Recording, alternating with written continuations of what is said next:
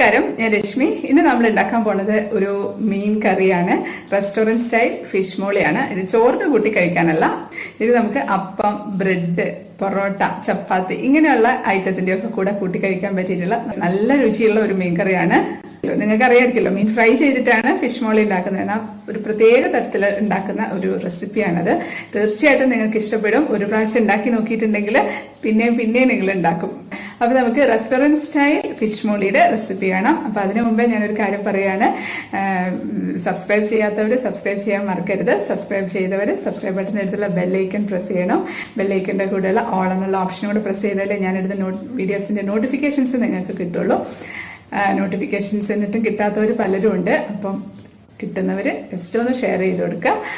അപ്പൊ നമുക്ക് നല്ല അടിപൊളി റെസ്റ്റോറന്റ് സ്റ്റൈൽ ഫിഷ് മോളിയുടെ റെസിപ്പി കാണാം.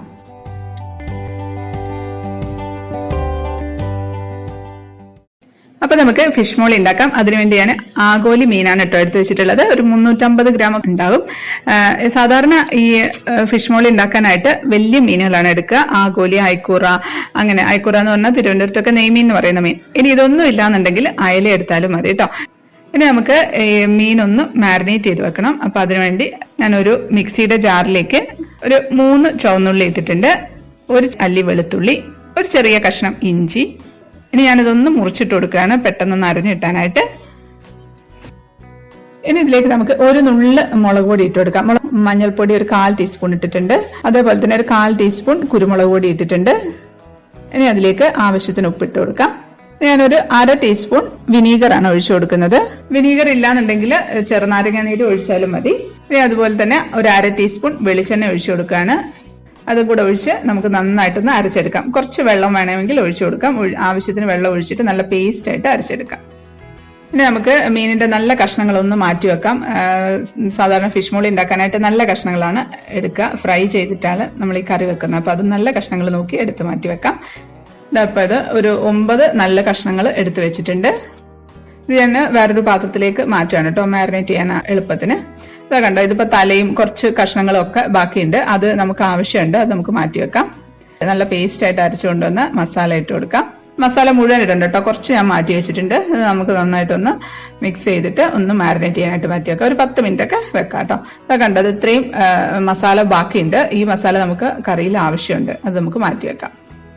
ഇനി ഞാനിത് തലയും കുറച്ച് ബാക്കി ചെറിയ ചെറിയ കഷ്ണങ്ങളൊക്കെ ഇല്ലേ നമ്മൾ കറിയിലൊന്നും എടുക്കാത്ത, അപ്പൊ അത് ഒരു കുറച്ച് മഞ്ഞൾ, ഒരു നുള്ളു മഞ്ഞൾപ്പൊടിയും കുറച്ച് ഉപ്പും ഒരു 1/2 കപ്പ് വെള്ളമൊക്കെ ഒഴിച്ചു കൊടുക്കാം. ഇതും കൂടെ ഒഴിച്ച് നമുക്കൊന്ന് നന്നായിട്ടൊന്ന് തിളപ്പിച്ച് വേവിച്ചെടുക്കാം. നന്നായിട്ടൊന്ന് വേവണം. വെന്ത് ഈ വെള്ളം ഒന്ന് വറ്റി പകുതി ആവണം. നമുക്ക് 1/2 കപ്പ് എന്നുള്ളത് 1/4 കപ്പ് ആവുന്ന വരെ ഒന്ന് സിമ്മിലിട്ടിട്ട് വേവിച്ചെടുക്കാം. നമുക്ക് മീനൊന്ന് ഫ്രൈ ചെയ്തെടുക്കണം. ഫ്രൈ ചെയ്തിട്ടല്ലേ നമ്മൾ ഫിഷ് മോളി ഉണ്ടാക്കുക. അപ്പൊ ആ ഫ്രൈ ചെയ്യാൻ വേണ്ടി ഞാനൊരു പാൻ വെച്ചിട്ടുണ്ട്. ആ പാനിലേക്ക് നമുക്ക് കുറച്ച് വെളിച്ചെണ്ണ ഒഴിച്ചു കൊടുക്കാം. വെളിച്ചെണ്ണ തന്നെ ഇട്ട് എടുക്കണം കേട്ടോ, കാരണം ഈ ഫിഷ് മോളിയിൽ വേറെ ഓയിൽ അത്ര ടേസ്റ്റ് കിട്ടില്ല. ആ വെളിച്ചെണ്ണ തന്നെയാണ് എടുക്കാറ്. ഇനി ഇപ്പൊ ഫ്രൈ ചെയ്യുന്നതിന്റെ തൊട്ട് മുന്നേ 1 ടീസ്പൂൺ മൈദ മീനിന്റെ കഷ്ണങ്ങളിലേക്ക് ഇട്ട് ഒന്ന് കോട്ട് ചെയ്തിട്ട് എടുക്കാം.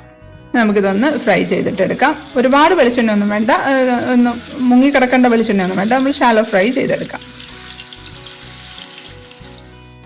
ഇപ്പൊ നമുക്കിതൊന്ന് മറിച്ചിട്ട് കൊടുക്കാം. ഒരുപാട് അങ്ങ് മുരിഞ്ഞു പോവരുത്, എന്നാൽ ഒട്ടും ആവാതെ ഇരിക്കരുത്. ഒരു മീഡിയം ഫ്ലെയിമിൽ വെച്ച് നമുക്ക് ഫ്രൈ ചെയ്തിട്ട് എടുക്കാം. ഒരുപാട് അങ്ങ് മുരിഞ്ഞങ്ങ് കട്ടിയായി പോവരുത്. ആ മീനിന്റെ സോഫ്റ്റ്നെസ് ഉണ്ടാവണം. അപ്പൊ അതുകൊണ്ട് ഒന്ന് ആ ഒരു പരുവത്തിന് നമുക്ക് എടുക്കാം. ഇപ്പൊ ആയിട്ടുണ്ട്. ചെറിയൊരു കളറൊക്കെ ഒന്ന് മാറി ആ ഒരു കളർ കണ്ടില്ലേ, ആ ഒരു കളറാകുമ്പോൾ നമുക്ക് എടുക്കാം. ഇനി നമുക്ക് ഈ വെളിച്ചെണ്ണ തന്നെയാണ് മീൻ കറി വെക്കേണ്ടത്. അപ്പൊ അതിലേക്ക് നമുക്ക് ഒരു തണ്ട് കറിവേപ്പില ഇട്ട് കൊടുക്കാം. അപ്പൊ അതിന്റെ കൂടെ തന്നെ നമുക്ക് കുറച്ച് ഇഞ്ചി, ഒരു ചെറിയ കഷ്ണം ഇഞ്ചി നീളത്തിൽ മുറിച്ചതാണ്, അതിട്ട് കൊടുക്കാം. ഒരു ഇഞ്ചി കഷ്ണമൊക്കെ എടുത്തിട്ടുണ്ട്. അതൊന്ന് ഇളക്കിയിട്ടുണ്ട്. എന്നിട്ട് അതിലേക്ക് ഒരു 5 അല്ലി വെളുത്തുള്ളി 2ആയിട്ട് മുറിച്ചതാണ്, അതിട്ട് കൊടുക്കാം. ഒരു പകുതി സവാള, കുറച്ച് മതി, ഒരു പിടിയൊക്കെ സവാള മതി. പിന്നെ അതുപോലെ ഒരു 5 ചെറിയ ഉള്ളി, അതും മുറിച്ചത് ഇട്ട് കൊടുക്കാം. പിന്നെ ഒരു 5 പച്ചമുളക് ചരിച്ചിട്ട് മുറിച്ചതാണ്, അത് ഇട്ട് കൊടുക്കാം. ഇനി നമുക്ക് നന്നായിട്ടൊന്ന് വഴറ്റിയെടുക്കാം. ആവശ്യത്തിന് ഉപ്പ് ഇട്ട് കൊടുക്കാം. ഇതിപ്പം വഴറ്റുന്ന സമയത്ത് തീ സിമ്മിലിട്ടിട്ട് വേണം വഴറ്റാനായിട്ട്. ഒരുപാട് അങ്ങ് മൊരിഞ്ഞു പോകരുത്. അപ്പൊ അതുകൊണ്ട് സിമ്മിലിട്ട് പതുക്കെ ഒന്ന് വഴറ്റിയെടുത്താൽ മതി. അപ്പൊ അത്യാവശ്യം ഒന്ന് നന്നായിട്ട് വഴന്നിട്ടുണ്ട്. ആ കളറൊക്കെ ഒന്ന് മാറി നന്നായിട്ട് വന്നിട്ടുണ്ട്. ഇനി ഇതിലേക്ക് നമുക്കൊരു 1/4 ടീസ്പൂൺ മഞ്ഞൾപ്പൊടി ഇട്ട് കൊടുക്കാം. 1/4 ടീസ്പൂൺ തന്നെ കുരുമുളക് പൊടി ഇട്ട് കൊടുക്കാം. ഇനി അതിന്റെ കൂടെ നമുക്ക് നേരത്തെ അരച്ച് വെച്ചിട്ടുള്ള അരപ്പില്ലേ, മീൻ മാരിനേറ്റ് ചെയ്യാനായിട്ട് മാറ്റി വെച്ചതിന്റെ ബാക്കി അരപ്പ്, ആ അരപ്പും കൂടെ ഇതിലേക്ക് ഇട്ട് കൊടുക്കാം. എന്നിട്ട് ഇത് നന്നായിട്ടൊന്ന് ഇളക്കിയിട്ട് അതിന്റെ ആ മഞ്ഞളുടെയും ഈ അരപ്പിന്റെയും ഒക്കെ ആ പച്ചമണം ഒന്ന് മാറണം, അതുവരെ ഒന്ന് വഴറ്റിയെടുക്കാം. പെട്ടെന്ന് തന്നെ ആവും കേട്ടോ. ഇപ്പൊ അതിന്റെ പച്ചമണം ഒക്കെ ഒന്ന് മാറിയിട്ട് നമുക്കൊന്ന് ടേസ്റ്റ് ചെയ്ത് നോക്കാം കേട്ടോ. നല്ല ടേസ്റ്റ് ഉണ്ട് കേട്ടോ. ഈ അരപ്പിന് തന്നെ നല്ല ടേസ്റ്റ് ഉണ്ട്. ഇപ്പൊ മസാലയൊക്കെ ഇട്ടതല്ലേ.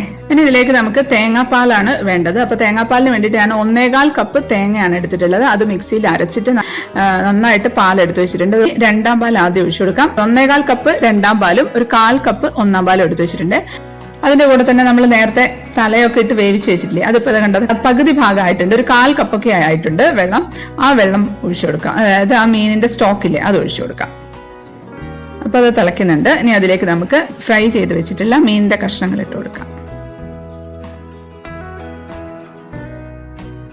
ഇനി ഇതിലേക്ക് നമുക്ക് ഒരു തക്കാളി ചതുര കഷ്ണങ്ങളായിട്ട് മുറിച്ചത് അതിട്ട് കൊടുക്കാം. തക്കാളി ഒന്നും വഴറ്റേണ്ട ആവശ്യമില്ല, ഒരുപാട് അങ്ങ് വെന്ത് പോവുകയും ചെയ്യരുത്. അതുകൊണ്ടാണ് ഈ മീൻ കഷ്ണങ്ങൾ ഇട്ടതിന് ശേഷം ഇട്ട് കൊടുക്കുന്നത്. കുറച്ച് സമയം അതൊന്ന് ചെറിയ തീയിൽ സിമ്മിലിട്ടിട്ട് നമുക്ക് തിളപ്പിച്ചെടുക്കാം. ആ തക്കാളിയുടെ ആ തൊലിയൊക്കെ ഒന്ന് ഇളകി വരുന്ന ആ ഒരു പരുവം വരെ മതി. മീനൊക്കെ നമ്മൾ ഫ്രൈ ചെയ്താണല്ലോ, അടച്ചു വെക്കേണ്ട ആവശ്യമൊന്നുമില്ല, തുറന്ന് വെച്ച് തന്നെ വേവിച്ചെടുക്കാം. ഇത് അവിടെ ഇരുന്ന് തിളക്കട്ടെ. ആ സമയത്ത് ഞാനിത് ഒരു 5 or 6 അണ്ടിപ്പരിപ്പ് എടുത്ത് 2ആയിട്ട് മുറിച്ചിട്ടിട്ടുണ്ട്. അതിലേക്ക് നല്ല തിളച്ച വെള്ളം, ഒരു 2 or 3 ടേബിൾ സ്പൂൺ നല്ല തിളച്ച വെള്ളം ഒഴിച്ചിട്ടുണ്ട്. അണ്ടിപ്പരിപ്പ് നല്ല സോക്കായി കിട്ടാൻ വേണ്ടിയിട്ടാണ്. പെട്ടെന്ന് തന്നെ അത് സോക്കായി കിട്ടും കേട്ടോ. ഇത് നന്നായിട്ട് ഒന്ന് തണുത്തതിന് ശേഷം നമുക്കൊന്ന് നന്നായിട്ട് മിക്സിയിലിട്ട് അരച്ചെടുക്കാം. ഇതിപ്പം അണ്ടിപ്പരിപ്പ് അരച്ചതൊക്കെ കറിയിലേക്ക് ഒഴിച്ചു കൊടുക്കാം. അപ്പൊ നമുക്ക് കറിക്ക് നല്ല തിക്നെസ്സും കിട്ടും, നല്ലൊരു ടേസ്റ്റും ആയിരിക്കും കേട്ടോ. അണ്ടിപ്പരിപ്പ് അരച്ചത് ഒഴിക്കുകയാണെങ്കിൽ അത് കറിയായിരിക്കുമല്ലോ. ഇനി നമുക്കത് എടുത്തൊന്ന് ചുറ്റിച്ചു കൊടുക്കാം. ഇനി അതിന്റെ കൂടെ തന്നെ നമുക്ക് 1ാം പാല്, ഒരു 1/4 കപ്പ് 1ാം പാലുണ്ട്, അത് നമുക്ക് ഒന്ന് ഒഴിച്ചു കൊടുക്കാം. അതൊന്ന് ചുറ്റിച്ചു കൊടുക്കുകയാണ്. ഇത് തവിയൊന്നും ഇട്ട് ഇളക്കരുത് കേട്ടോ. തവിയൊക്കെ ഇട്ട് ഇളക്കി കഴിഞ്ഞാൽ മീനിന്റെ കഷ്ണങ്ങളൊക്കെ പൊടിഞ്ഞു പോകും. അത് 1ാം പാൽ ഒഴിച്ച് ഒരുപാട് സമയം തിളപ്പിക്കരുത്. ഒരു തിള ഇങ്ങനെ വരുമ്പോൾ തന്നെ അങ്ങ് ഓഫാക്കി കൊടുക്കാം. അതിപ്പോൾ ഞാൻ ഓഫാക്കിയിട്ടുണ്ട്. ഇനി അതിലേക്ക് ഒരു തണ്ട് കറിവേപ്പിലൊന്ന് മുറിച്ചിട്ട് കൊടുക്കുകയാണേ. അതൊന്ന് അവിടെ ഇരിക്കട്ടെ. വേണ്ട നല്ല കുറുകിയ ചാറാണ്. ഇപ്പൊ തന്നെ അത്യാവശ്യം കുറുകിയിട്ടുണ്ട്. ഇനി കുറച്ചുകൂടെ കഴിയുമ്പോൾ ഒന്നുകൂടെ നന്നായിട്ട് കുറുകും കേട്ടോ. ഇനി നമ്മൾ അവസാനമായിട്ട് ഒരു മേമ്പൊടിയായിട്ട് ഒരു ചെറിയൊരു കഷ്ണം ഇഞ്ചി, അത് നീളത്തിലരിഞ്ഞത് 2 or 3 കഷ്ണങ്ങൾ ഇട്ട് കൊടുക്കാം. പിന്നെ ഒരു പച്ചമുളക് നെടുകെ കീറിയത് അതും ഇട്ട് കൊടുക്കാം. എന്നുവെച്ചാൽ അതൊരു നല്ലൊരു ടേസ്റ്റാണ്, നമുക്ക് ഈ കറിക്ക് കൊടുക്കും. നമുക്കിത് അടച്ചു വെക്കാം. ഒരു 10 മിനിറ്റ് മുതൽ ഒരു അരമണിക്കൂർ വരെയൊക്കെ കഴിയും നമുക്ക് സെർവ് ചെയ്യാം. അപ്പൊ ആ ഇഞ്ചിയുടെയും പച്ചമുളകിന്റെയും ഒക്കെ ആ ടേസ്റ്റ് ഒക്കെ നല്ലതാണോ ഇറങ്ങി എല്ലാം കൂടെ നന്നായിട്ടൊന്ന് പിടിച്ച് നല്ല ടേസ്റ്റ് ആയിട്ട് വരും. ഇതിപ്പം ഒരു അരമണിക്കൂറൊക്കെ കഴിഞ്ഞിട്ടുണ്ട്. നല്ല കുറുകിയിരിക്കുന്ന കറിയാട്ടോ നമ്മുടെ ഫിഷ് മോളി. നല്ല മണമുണ്ട്. ഞാൻ ടേസ്റ്റ് ചെയ്ത് നോക്കിയിട്ടുണ്ടായിരുന്നു. ടേസ്റ്റ് അപാര ടേസ്റ്റ് ആണ് കേട്ടോ. ഞാൻ സെർവ് ചെയ്യണേ. നല്ല കുറുകിയ ചാറോട് കൂടിയിട്ടുള്ള ഫിഷ് മോളിയാണ്. തീർച്ചയായിട്ടും നിങ്ങൾക്ക് ഇഷ്ടപ്പെടും കേട്ടോ. എന്തായാലും ഒറ്റ പ്രാവശ്യമെങ്കിലും ഉണ്ടാക്കി നോക്കണം. കാരണം ഫിഷ് മോളിയൊക്കെ ഇഷ്ടമില്ലാത്ത കുറെ പേരുണ്ട്, അവർക്ക് പോലും ഇഷ്ടപ്പെടുന്ന ഫിഷ് മോളിയാണ്. അതപ്പോൾ നിങ്ങൾ ഉണ്ടാക്കി നോക്കുക.